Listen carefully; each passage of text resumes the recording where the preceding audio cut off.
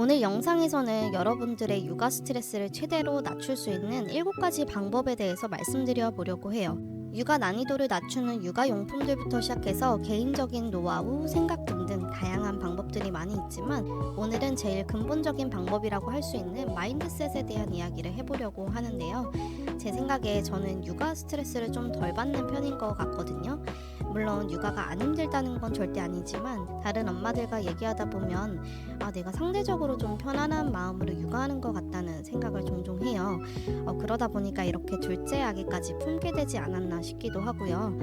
저만의 비결이라는 표현은 너무 거창하고 제가 어떻게 육아 스트레스를 최대한으로 낮추고 있는지 저만의 어떤 마음가짐이나 생각들을 말씀드려 볼게요.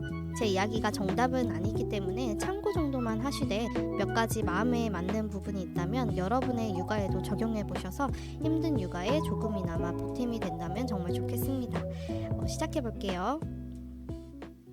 먼저 첫 번째로 저는 100점짜리 엄마를 추구하지 않습니다. 모든 부분에 있어서 완벽하려고 하지 않아요. 사실상 그렇게 될 수도 없지만요. 개인적으로 이 부분이 좀 힘든 게 제가 태생이 약간 완벽주의 성향이 있는 편이거든요.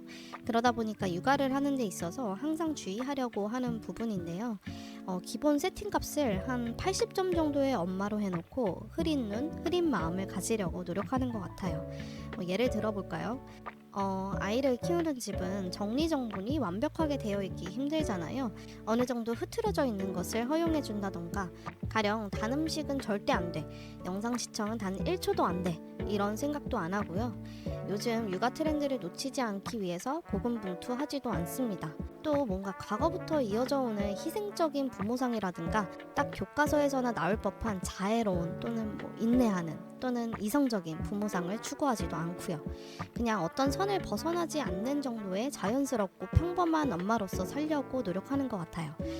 육아가 하루 이틀만 하는 거라면 100점짜리도 추구해 볼 수 있겠지만 육아라는 게 끝이 있긴 한가 싶은 너무나 긴 여정이잖아요. 지치지 않고 롱런할 수 있는 태도가 뭘까라고 했을 때 내 아이도 지키고 내 자신도 지킬 수 있는 80점 정도의 엄마면 충분하지 않을까 하는 생각을 합니다. 두 번째로 저는 육아에 정답이 없음을 인식하고 인정합니다. 육아는 의사결정의 연속이잖아요. 임신을 한 그 순간부터 가령 어떤 산부인과를 가야 할까, 어떤 영양제를 먹어야 할까부터 시작해서 아이가 태어나서 수유는 어떤 방식으로 할지, 잠은 어떻게 재울지, 어린이집은 언제 보낼지 등등 쏟아지는 의사결정의 순간들과 마주하게 되는데요. 특히나 요즘 같은 정보가 넘치는 세상에서는 오히려 의사결정을 더 어렵게 하지 않나 하는 생각도 드는 것 같아요. 저 또한 제 선택이 아이에게 중대한 영향을 끼칠까봐 노심초사하고 항상 공부하곤 했지만 결국은 하나의 진리로 도달하게 됩니다. 바로 사바사, 에바의 집바집. 사람마다 다르고 애마다 다르고 집마다 환경마다 상황마다 정답은 다 다르다는 사실을 깨달으면 마음이 한결 편안해지는 걸 느끼실 거예요. 물론 정답이 존재하는 분야도 있고요. 또 정답에 가까운 방향이라고 해야 할까? 어떤 그런 올바른 방향 정도까지는 있을 수 있지만 대부분의 경우 정답은 여러분과 여러분의 아이들에게 있기 때문에 주변의 말과 상황에 휘둘리지 않는 게 참 중요한 것 같습니다. 세 번째는 앞서 말씀드린 육아에 정답이 없다는 것과 이어지는 부분이기도 한데요. 바로 내 아이를 다른 아이와 비교하지 않는다는 겁니다. 제가 마음이 지옥 같았던 경험들을 떠올려 보면 대부분 저는 남들과 비교를 하고 있었지 않았나 싶어요. 여러분도 그러지 않으신가요? 이 비교하지 않는 것만 지켜도 육아 스트레스가 거의 절반 이하로 떨어지지 않을까 하는 생각을 하곤 하는데요. 사실 인간으로서 비교를 하지 않는다는 게 쉽지 않지만 최대한 비교하지 않기 위해 노력하는 것과 그렇지 않은 것은 많은 차이를 만들어내는 것 같아요. 참 비교라는 게 특히나 한국 사회에서의 고질병 중에 하나지 않을까 하는 생각이 드는데요. 이런 비교 문화, 경쟁 문화가 육아 현장에도 고스란히 녹아있는 걸 발견할 때가 참 많은 것 같아요. 예를 들면 누구는 돌도 안 돼서 걸었대, 누구는 두 돌도 안 됐는데 말을 너무 잘한대, 누구에게는 영재반에 들어갔대 하는 이야기들. 여러분 이거 아무 의미 없습니다. 어느 정도 키워보신 분들은 다 아시죠? 그냥 아기들 발달은 다 각자만의 시계 속에서 때가 되면 다 하기 때문에 비교하는 거 의미 없고요.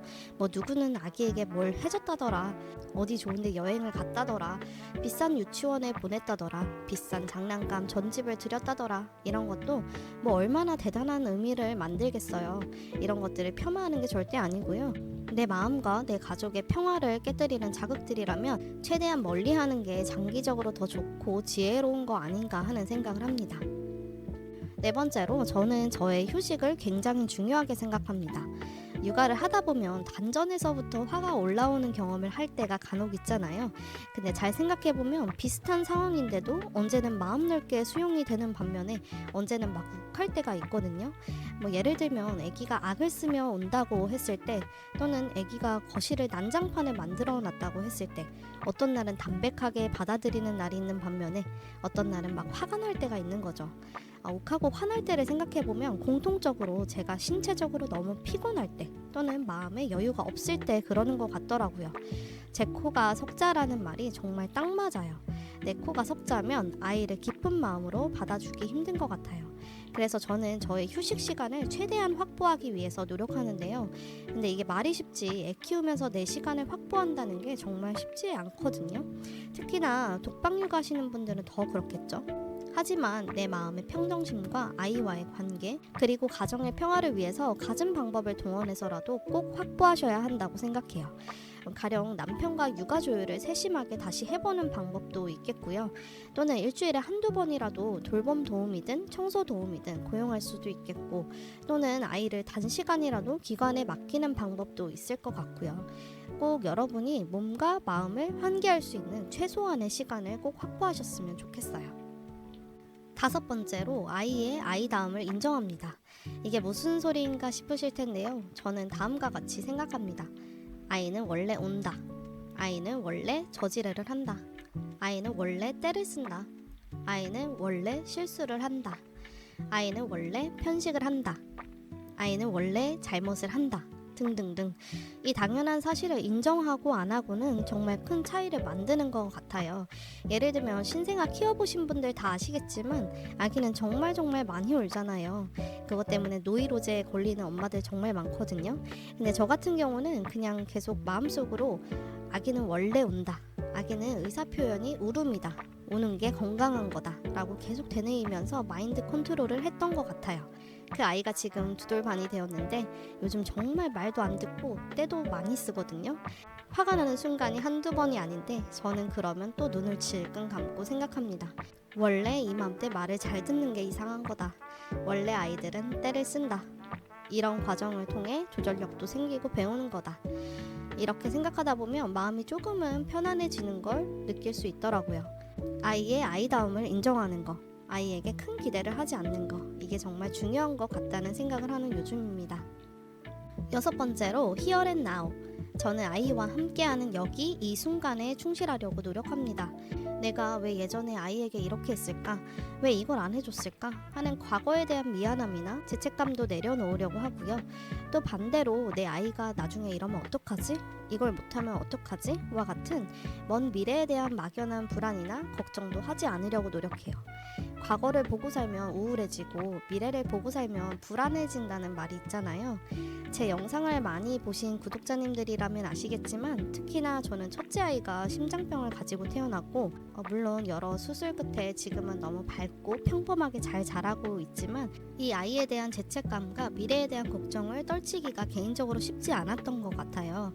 하지만 그런 생각들이 올라올 때마다 바로 자각하면서 현재 주어진 상황에 감사하고 충실하려고 노력했고요. 다행히 그런 노력들 덕분인지 꽤나 긍정적이고 행복한 마음으로 육아하고 있는 것 같다는 생각이 듭니다. 그래서 여러분들께서도 지금 이 순간 현재에 충실하면서 육아해보자고 말씀드리고 싶어요. 마지막 7번째로 육아 현장에서 돌고 도는 육아 트렌드를 무작정 쫓지 않습니다. 물론 시간이 지남에 따라 더 좋은 육아 용품들, 더 좋은 육아 방법들이 계속해서 나오기 때문에 기본적인 육아 공부라든가 현재 육아 트렌드에 대한 감을 가지고 있는 건 중요하다고 생각해요. 하지만 제가 아까 말씀드렸다시피 대부분의 육아에는 정답이 없다고 했잖아요. 딱 그 정도 마인드셋을 가지고 약간 떨어져서 육아 유행을 바라보는 게 중요한 것 같아요. 요즘 육아 관련 마케팅 문구들을 보면 이 육아용품을 안 사면 안 돼, 이 육아 지식 모르면 안 돼 하는 것들 참 많은 것 같은데요. 특히 인스타그램에 들어가서 육아 관련 피드를 쭉 보다 보면 내가 육아를 잘못하고 있나 하는 생각을 하게 만드는 콘텐츠들이 간혹 보이는 것 같더라고요. 그런 정보들이 틀렸다는 게 절대 아니고요. 또 그런 정보를 통해서 육아하는데 일정 부분 도움이 되는 것도 사실이지만요. 정보를 취사 선택한다는 생각으로 한 발짝 물러서 있는 태도가 참 중요한 것 같아요. 그 육아용품 없던 시절에도 아이들은 잘 컸고요. 그 육아 지식 몰라도 아이들은 잘 큽니다. 딱 요 정도 마음 세팅을 해놓으셔야지 좀 편안하게 육아하는데 도움이 되지 않나 싶어요. 그냥 애 키우는 거 자체가 힘든 일인데 너무 요즘 육아에 뒤처지지 않으려고 고군분투까지 할 필요가 있을까요? 우리 좀 편안하고 행복한 육아에 더 중점을 두는 건 어떨까요? 오늘 영상은 여기까지인데요. 사실 관련해서 하고 싶은 말이 더 많은데 영상이 너무 길어지다 보니까 나중에 기회가 되면 차차 풀어보도록 할게요. 제 채널이 너무 작아서 영상이 올라와도 모를 수 있기 때문에 꼭 구독 한 번씩 눌러주시고요. 여러분의 편안한 육아에 메모맘 채널이 도움이 되기를 바라면서 영상 마무리하겠습니다. 오늘도 행복하세요. 안녕.